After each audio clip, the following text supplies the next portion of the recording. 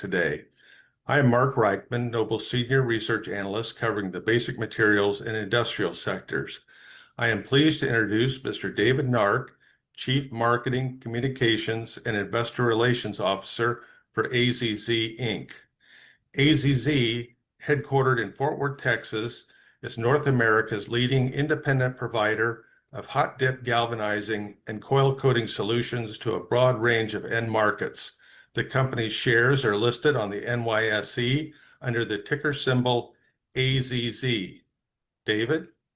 Thanks, Mark, and thanks everyone for joining us today. Excited to be here at part of the conference. I think, in the interest of time, what I'll do is just jump right into a brief overview of our investor deck. What I'll do specifically is kind of go through a presentation that we just recently shared at our Analyst Day meeting that we held in St. Louis at our new Greenfield coating facility, and then we'll open it up to questions from there. Real quick, obviously, disclaimer statement there from the Private Securities Litigation Reform Act of 1995. So I'll let everyone just read that later. Quickly on AZZ, if you're not familiar with us and this is your first time hearing about the company and seeing me present, AZZ is a metal coatings company based here in Fort Worth, Texas. And what we do, we go to market through two businesses that I'll describe in a minute. But we fundamentally are growing both sales and market and margins above market levels. We've got a lot of secular growth drivers in place. You'll see that we generate a significant amount of free cash flow. We've been focused a lot on reducing our debt and improving our leverage. Got very much now in a comfortable position in terms of debt to EBITDA. We'll talk about that. We'll talk a little bit about the high ROIC investments, specifically the Greenfield coating plant that I just mentioned, and how we're returning capital to shareholders through not only growth, but also the increase in the dividend, and then also looking at buybacks. So all that kind of put into context, I'll just jump ahead. This gives you a quick snapshot of the company. As I mentioned, we're based here in Texas. You can see on the far left of the screen, we're the #1 provider of hot dip galvanizing as well as coil coating solutions in North America today. All of our operations are in North America, specifically as you look at that map within the US, and then 3 that are up in Canada. Sales and EBITDA are represented by the 2 pie charts that you see there. Pretty evenly split overall for a company with 2 segments. 43% of the sales coming from metal coatings and 57% coming from pre-coat metals, and 54% of the EBITDA coming from metal coatings and 46% coming from pre-coat. You can see our sales and adjusted EBITDA on the bottom there. So again, pretty strong company with a nice overall margin. One thing just to kind of level set you on is not so much where we've been, but where we're going. We have strategically transformed this business, which I think as a result of that strategic transformation and the fact that we've delevered the company and we're really poised to grow, has unlocked a lot of value. And that's why you've seen the appreciation in the shares over the past couple of years. As we look forward and on the far right to 2026 and where we're going, we have a $2 billion bogey in our sights for future sales growth. I'll talk through the presentation on how we think we're going to get there, but a lot of it is these bullet points that you see below. It's focused on our capital allocation strategy and high ROIC opportunities, both organically and inorganically. We'll continue to do that around the 2 segments that we operate. So we're not looking at adding a 3rd leg or doing anything unique or different. It's really operating and bolting on M&A within those 2 platforms, as well as anything we can do organically to enhance them as well. We'll talk a little bit about technology and more things as we go through the presentation.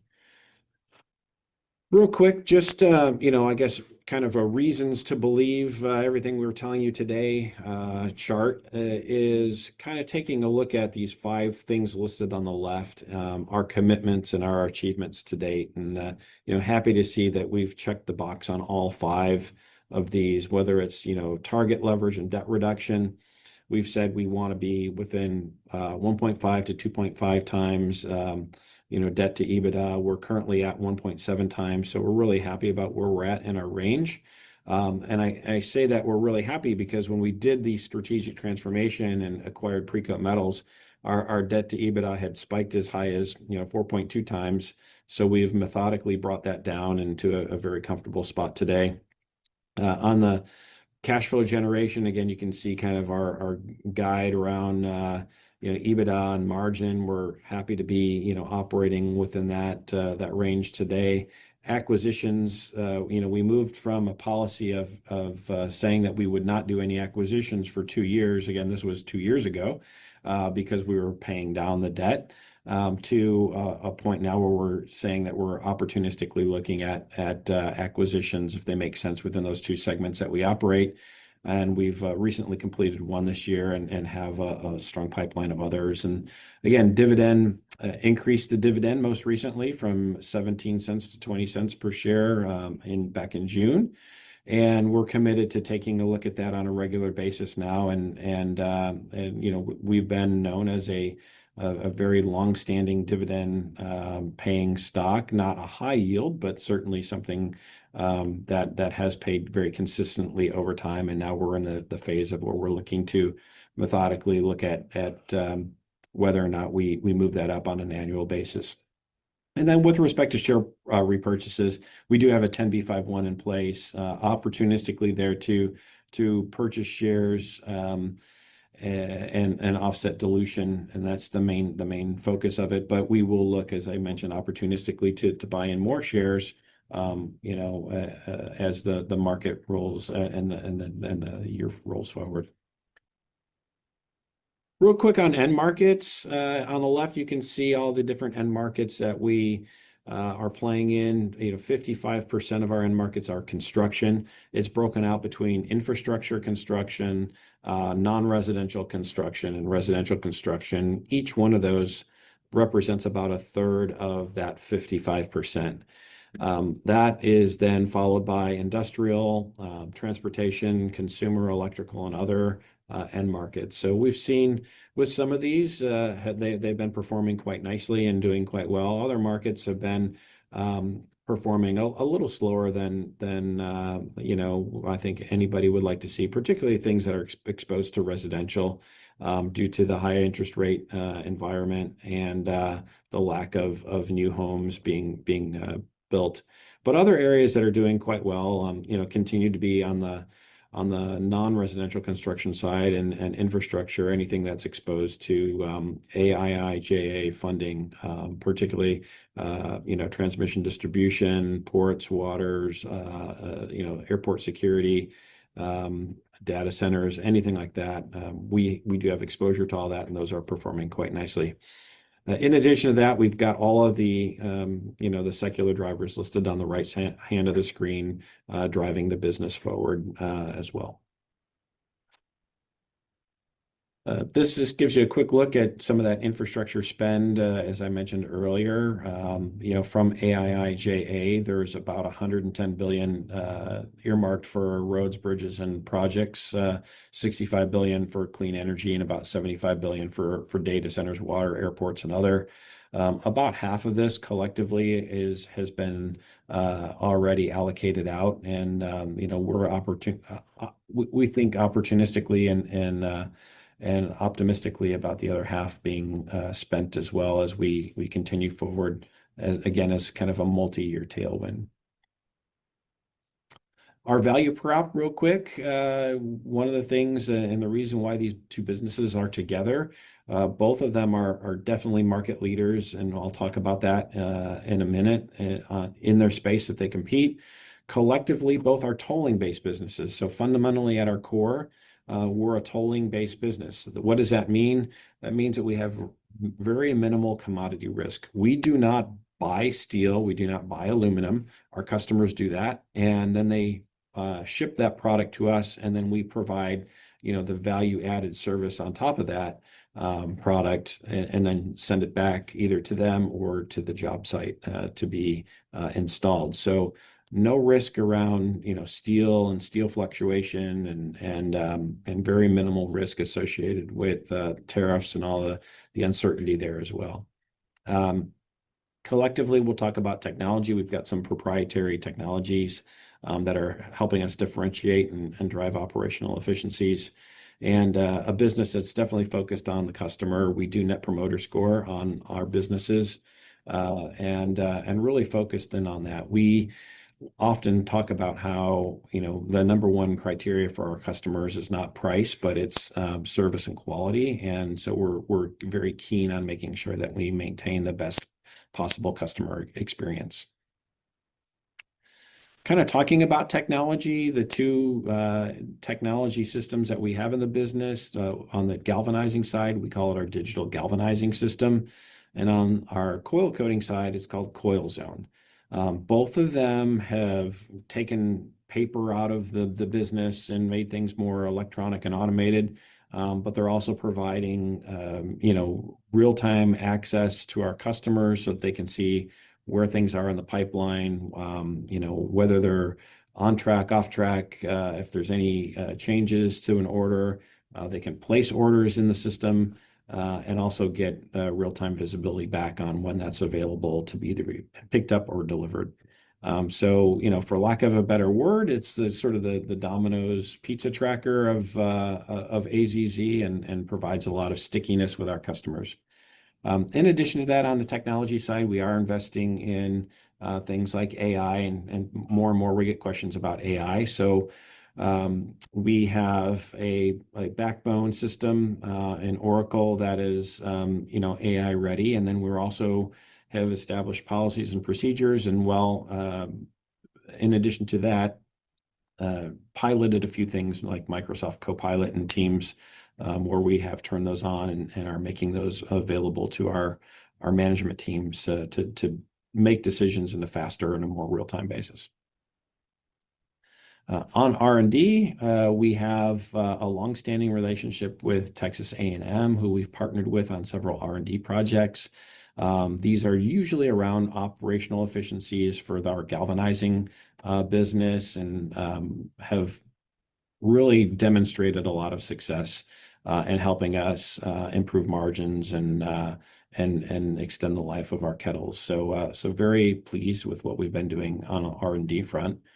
Sustainability, the one kind of quick note I'll make here is that if you want more information about our sustainability efforts, there's a whole sustainability section on our website. We have been reporting on Scope 1 and Scope 2 consumption and intensity for several years now. We do an annual sustainability report, and that is accessible out on the website. And so we're committed to running a sustainable and environmentally responsible and friendly way of doing things, and we make that all known on the report, and again, accessible through the website. I think what's interesting is that that's been recognized by Newsweek several years in a row now. For the past 3 years, we've been on their most responsible companies list. Quick look at the management team here. We're led by Tom Ferguson, our CEO.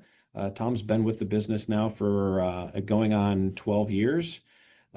Jason came to us through the Precoat acquisition. He's our Chief Financial Officer. He had over a decade of experience with Precoat before joining AZZ 3 years ago. So again, about 13 years of experience in industry.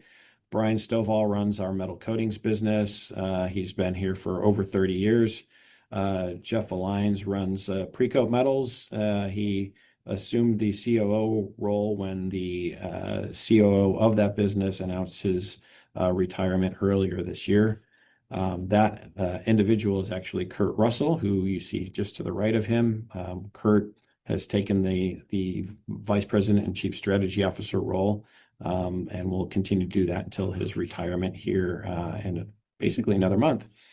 Teros leads our legal group. I lead marketing communications and IR, as well as the business development group, which Chris is a part of. And then Haley and Roy round out the team in both HR and IT.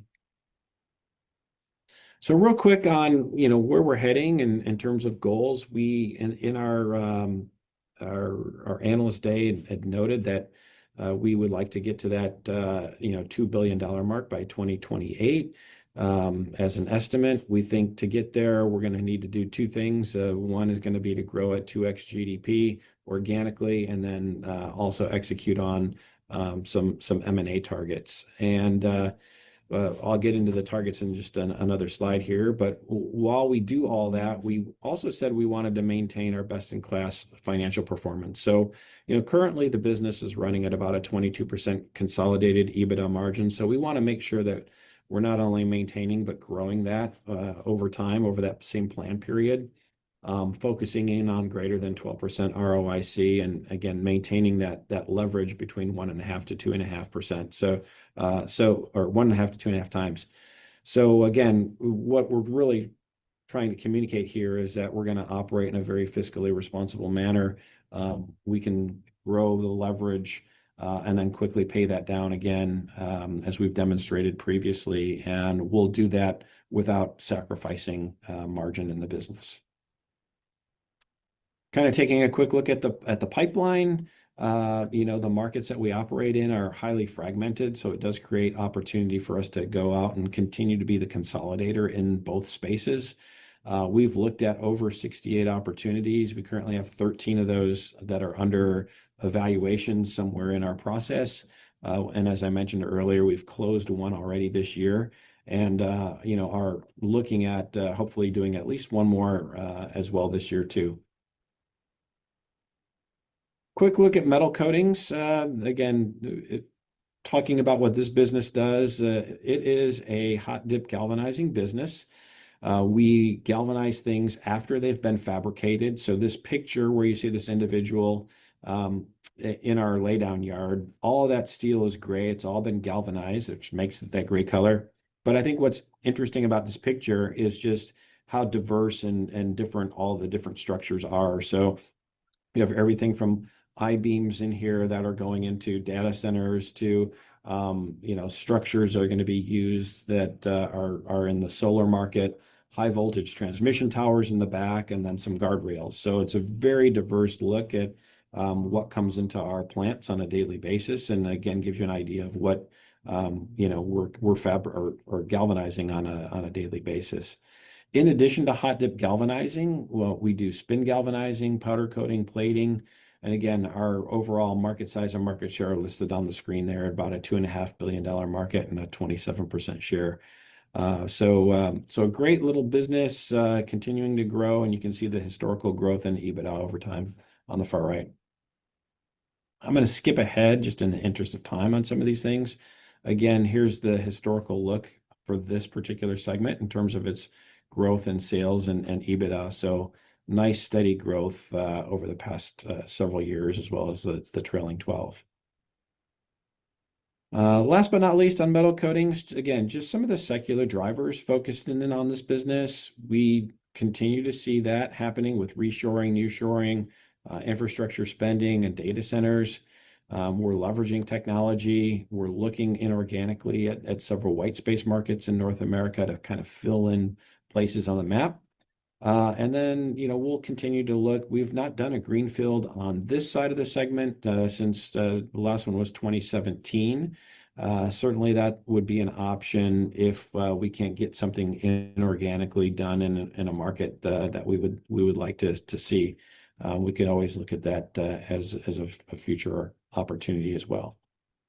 So Precoat Metals, jump into that next. Precoat Metals is a bit different than what I just described.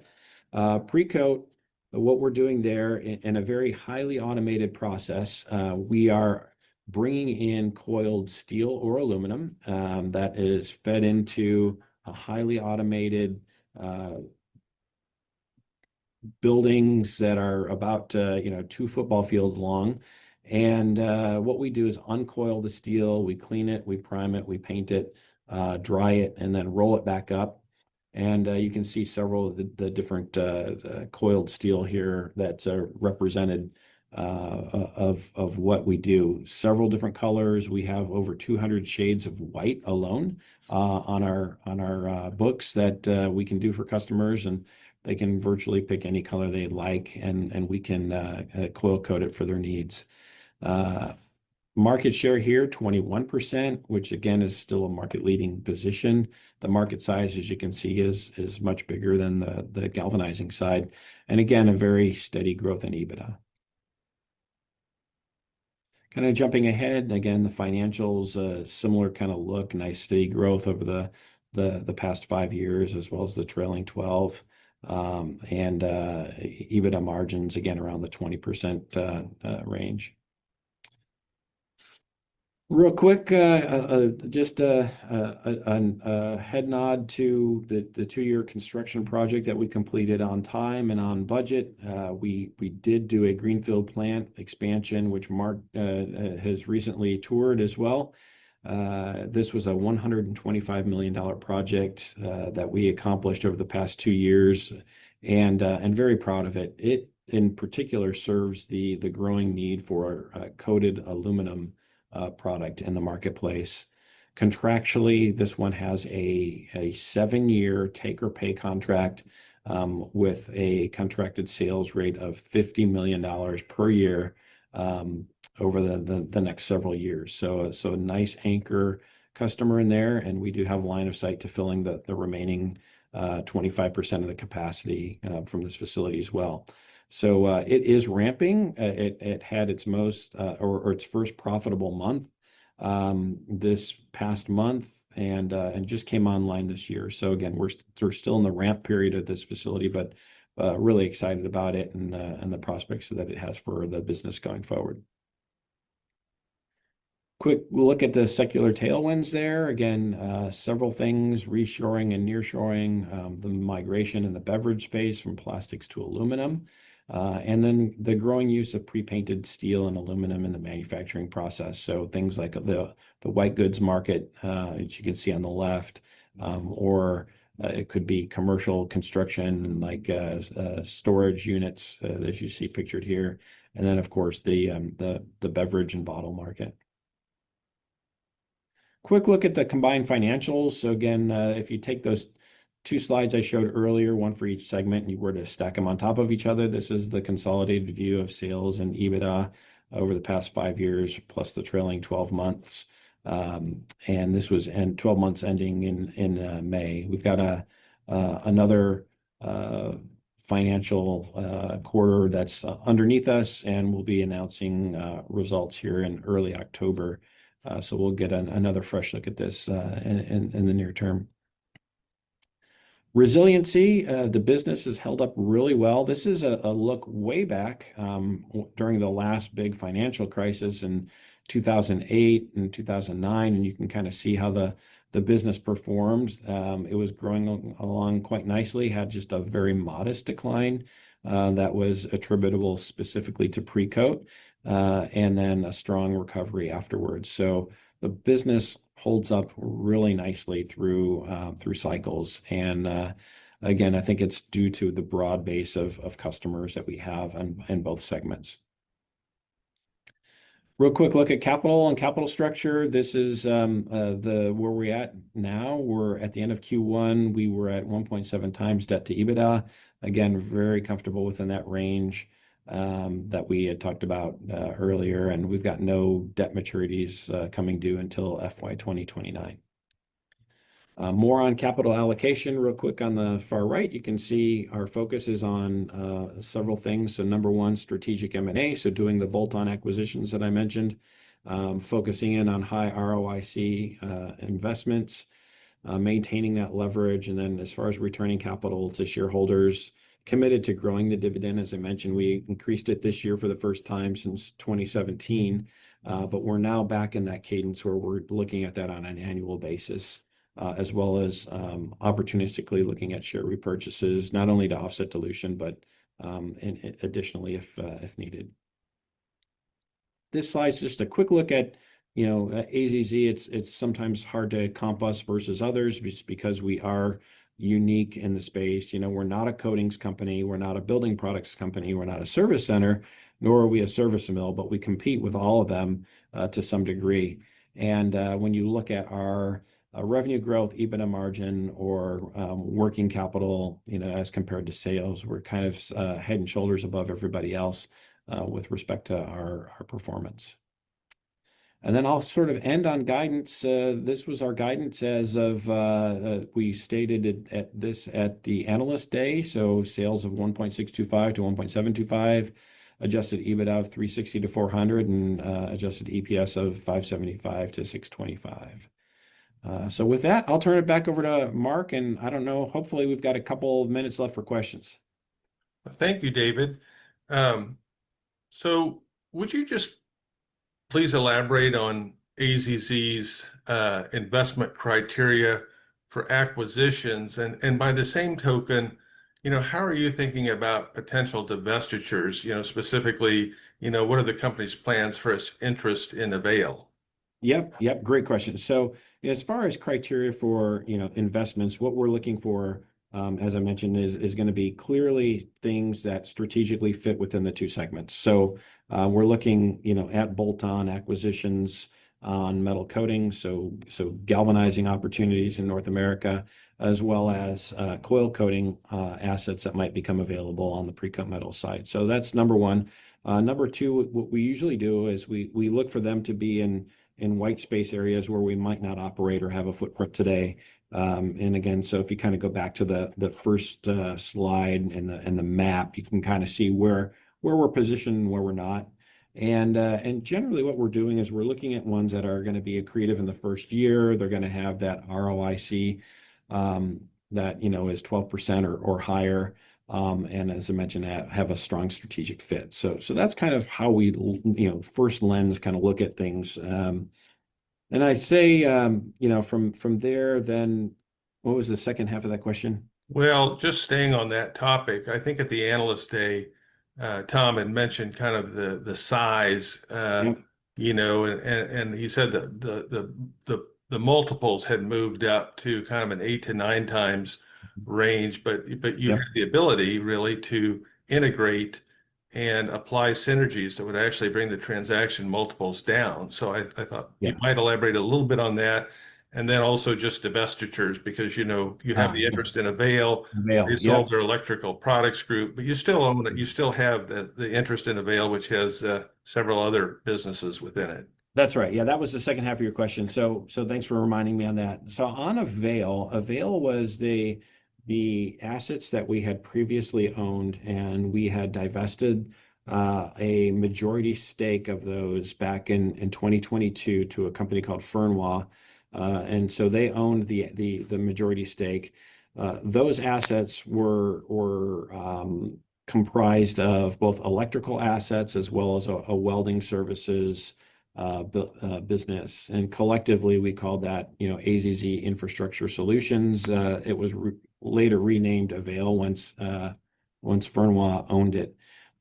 Since then, and in the most recent quarter, what has happened? So you kind of fast forward 3 years. The Fernweh Group has recently transacted those electrical assets. And so the electrical assets sold to nVent, and we received about $273 million that went to debt paydown in the most recent quarter. What's remaining in that basket is really two things. It's a small little lighting business as well as the welding solutions business.